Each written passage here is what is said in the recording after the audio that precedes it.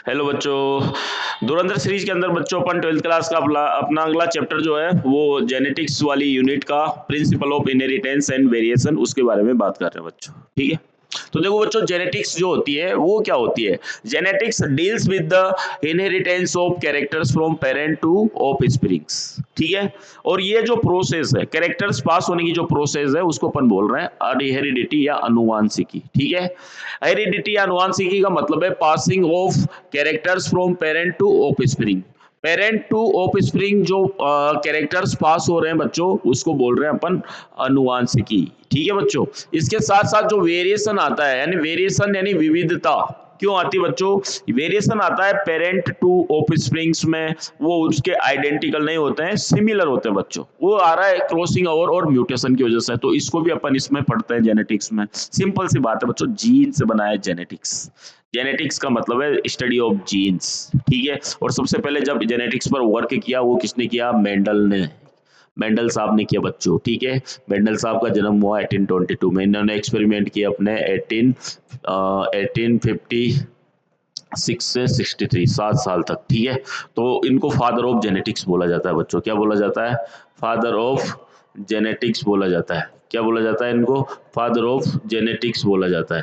ठीक है, father of genetics बोला जाता है इनको, मेंडल साहब को। ठीक है, तो यहाँ पर genetics deals with the inheritance of characters from parent to offsprings. ठीक है, वेरिएशन जो होता है उसको क्या बोलते हैं, the degree by which offsprings differs from their parents. ठीक है, पेरेंट्स से जो ऑफस्प्रिंग है वो कितना वेरी कर रही है उसको अपन बोल रहे हैं अपन क्या, वेरिएशन।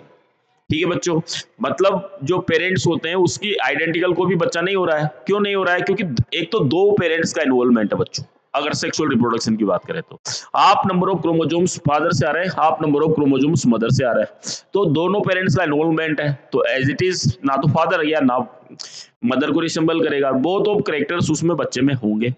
और क्योंकि बच्चा जब बच्चा बना था तो सिंगल जाइगोट था, उसकी ट्रिलियंस ऑफ कॉपीज बनी है।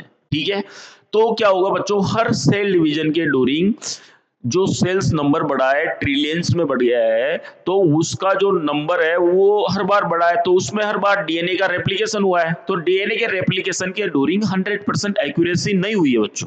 ठीक है, 100% एक्यूरेट होता तो एज इट इज बन जाता ना बच्चों। तो वो क्या हुआ, थोड़ा थोड़ा वेरिएशन आता गया आता गया आता गया, और पेरेंट्स से ऑफस्प्रिंग अपना अलग होने लगा बच्चों। ठीक है, इस यहाँ तक अपन ने बात कर ली थी बच्चों।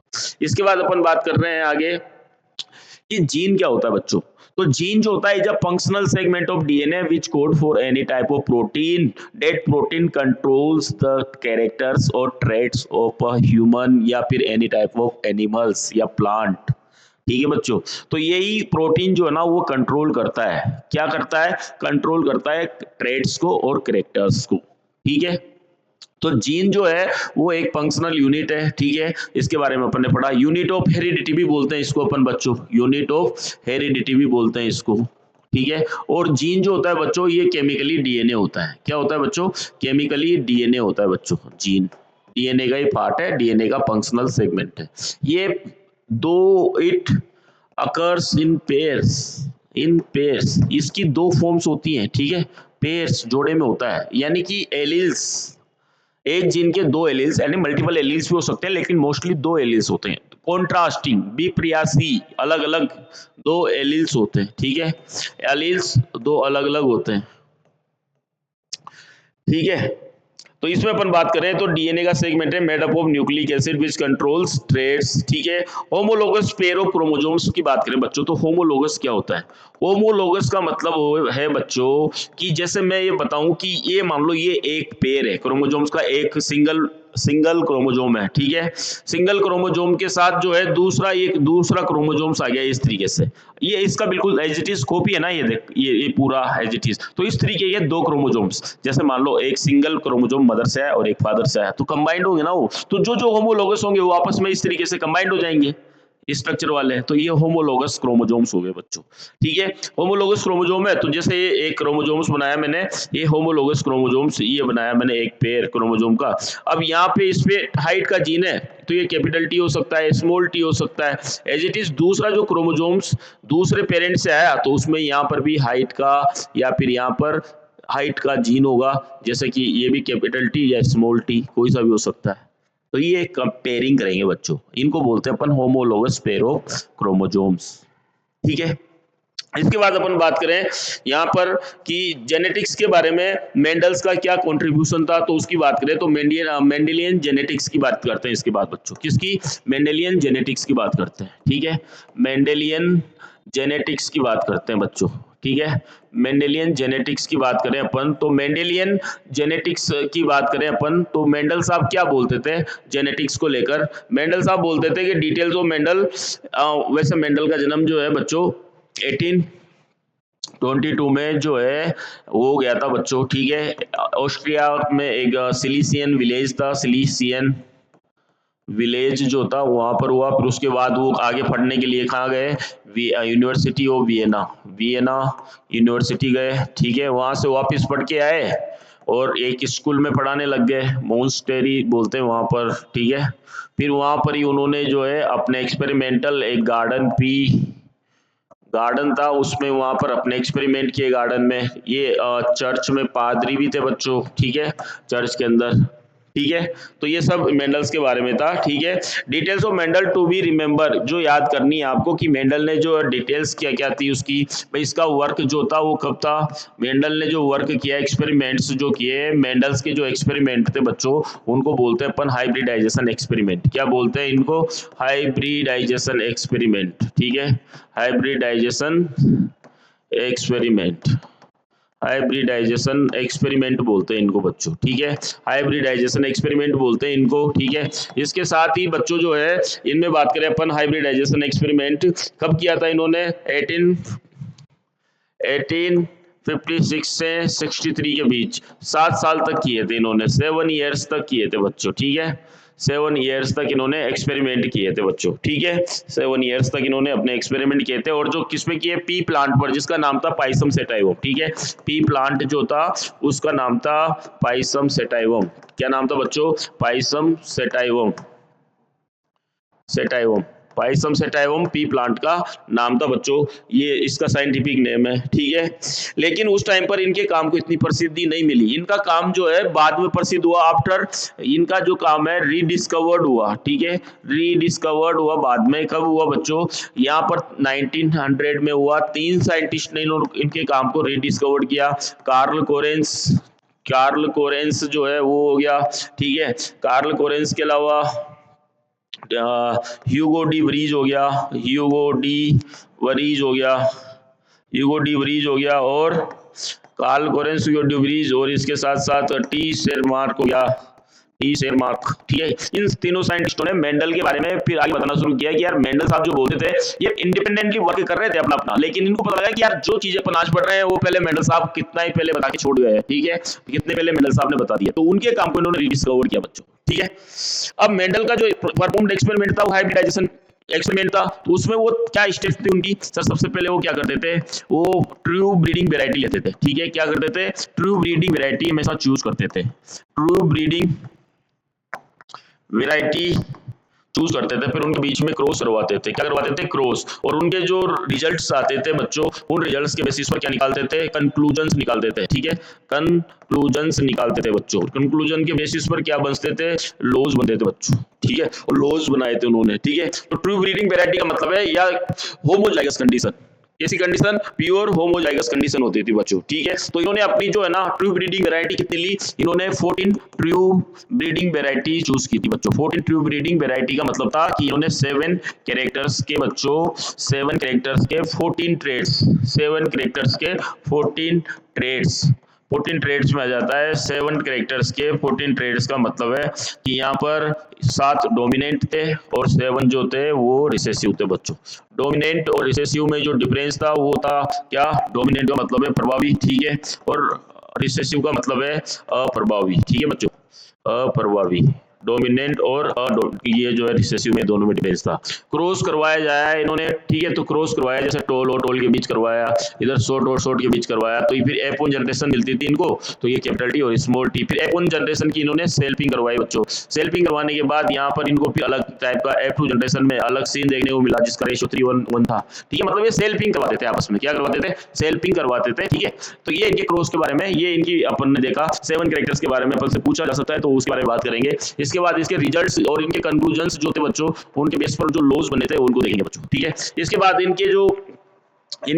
बाद जो इन्होंने ये दिया था, क्या बोलते हैं इसको, कैरेक्टर्स जो चूज किए, तो उन कैरेक्टर्स की बात करें बच्चों, तो कैरेक्टर्स इधर लिख लेंगे अपन, ठीक है। ये कैरेक्टर्स लिख लिए, इधर जो है डोमिनेंट कैरेक्टर्स लिख लेंगे बच्चों, ठीक है। इधर रिसेसिव कैरेक्टर्स लिख लेंगे अपन, क्या लिखेंगे इधर, रिसेसिव कैरेक्टर्स लिखेंगे। कैरेक्टर्स में सबसे पहले बच्चों स्टेम हाइट, प्लांट की हाइट जो होती है उसको कंसीडर किया है इन्होंने, ठीक है। तो ये टोल हाइट इसमें क्या हो जाएगी, डोमिनेंट हो जाएगी, और ये डॉर्फ हाइट इसकी क्या हो जाएगी, रिसेसिव हो जाएगी बच्चों। इसके बाद फ्लावर की जो पोजीशन है, फ्लावर पोजीशन, तो फ्लावर की पोजीशन बच्चों क्या हो सकती है, एक तो एक्सियल हो सकती है और एक हो सकती है टर्मिनल हो सकती है, ठीक है। इसके बाद इन्होंने बात की फ्लावर का कलर, फ्लावर कलर की बात की बच्चों, फ्लावर कलर की बात की, तो फ्लावर का कलर कैसा हो सकता है सर, फ्लावर का कलर यहाँ पर इन्होंने जो है फ्लावर का कलर इनके पास वायलेट हो सकता है जो कि डोमिनेंट होगा, और दूसरा जो है बच्चों ये रिसेसिव वाला व्हाइट होगा, ठीक है। फ्लावर कलर, पोड शेप, पोड का शेप जो होता है, फली की शेप जो है बच्चों इन्फ्लेटेड हो सकती है,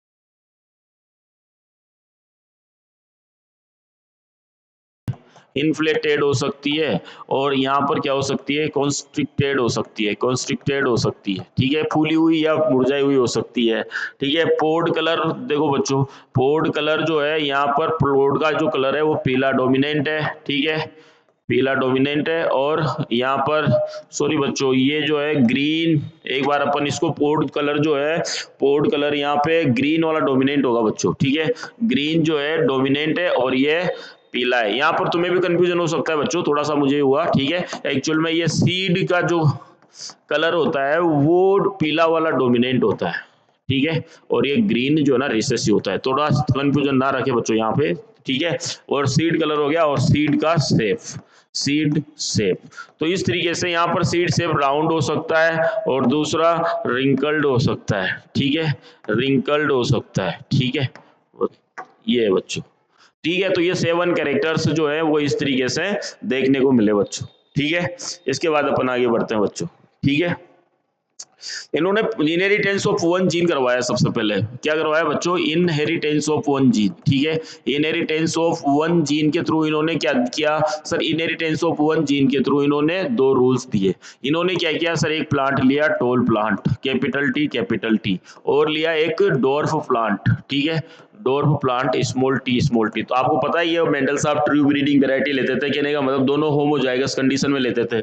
यहाँ से इनका इन्होंने गैमेट्स हटाए, तो यहाँ पर गैमेट इस तरीके से बने, अब इसकी इन्होंने सेल्फिंग करवा दी, तो ये टी और टी बन गया, ठीक है। आगे F2 जनरेशन में क्या हुआ सर, इसकी आपस में ही सेल्फिंग करवा दी इसने कैपिटल टी और स्मॉल टी से, तो यहाँ पर जो रेशियो आया फिनोटिपिक रेशियो, क्या आया सर, फिनोटाइपिक रेशियो जो है इसमें आप पढ़ चुके हैं बच्चों पहले भी 10th क्लास में, फिनोटाइपिक रेशियो जो है इसमें 3:1, यानी 3 टोल आए और यहाँ पर एक शॉर्ट आया F2 जनरेशन में। यहाँ ओल्ड टोल प्लांट थे बच्चों, क्या थे, ओल्ड टोल प्लांट, ठीक है। तो ये इनहेरिटेंस ऑफ वन कैरेक्टर था इनका, और इसका जीनोटाइप देखे बच्चों, ठीक है, इसका जीनोटाइप देखे अपन, ठीक है, तो यहाँ पर 1:2:1, ठीक है, F2 जनरेशन में, ठीक है, ये था बच्चों। तो यहाँ से जो मेंडल्स ने कंक्लूजन्स निकाले, यहाँ पर इसके बेसिस पर उन्होंने 2 रूल्स निकाले बच्चों, क्या निकाले, 2 रूल्स दिए बच्चों इनहेरिटेंस ऑफ वन कैरेक्टर्स के बेसिस पर, ठीक है।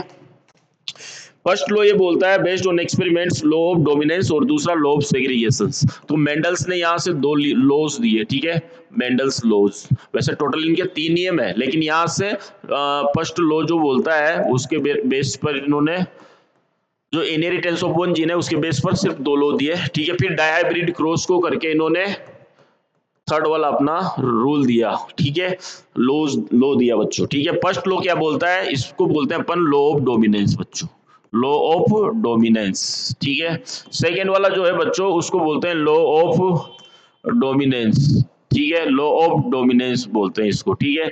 सेकेंड वाला जो लॉ है इसको बोलते हैं लॉ ऑफ सेग्रीगेशन, ठीक है, सेग्रीगेशन, लोब सेग्रीगेशन, ठीक है, इसको बोलते हैं अपन, ठीक है, लोब सेग्रीगेशन, ठीक है। तो ये दो लॉज अपन को पढ़ने हैं। लोब डोमिनेंस क्या बोलता है बच्चों? इस लोब डोमिनेंस बोलता है कि characters are controlled by discrete unit called factors. Characters are controlled characters are characters controlled by a discrete unit called factor, ठीक है। Characters are controlled by a discrete unit called factors, इनको factors बोला जाता है बच्चों। अलग अलग unit control करती है। तो मेंडल ने इनको जीन्स नहीं बोला था, मेंडल ने इनको क्या बोला था बच्चों? फैक्टर बोला था, ठीक है। फैक्टर्स अकर्स इन पेयर, ठीक है, factors occurs in pair. Factors कैसे अकर्स करते हैं? पेयर में अकर्स करते हैं बच्चों। फैक्टर्स हमेशा पेयर में होंगे, ठीक है। In dissimilar pair one factor is in dissimilar pair, in dissimilar pair one factor is dominant to other factor, ठीक है। तो ये बातें अपने को इसमें याद रखनी थी बच्चों, फर्स्ट लोब डोमिनेंस में, ठीक है। इसके बाद अगर अपन लोब सेग्रीगेशन, मेंडल सॉरी बच्चों, सॉरी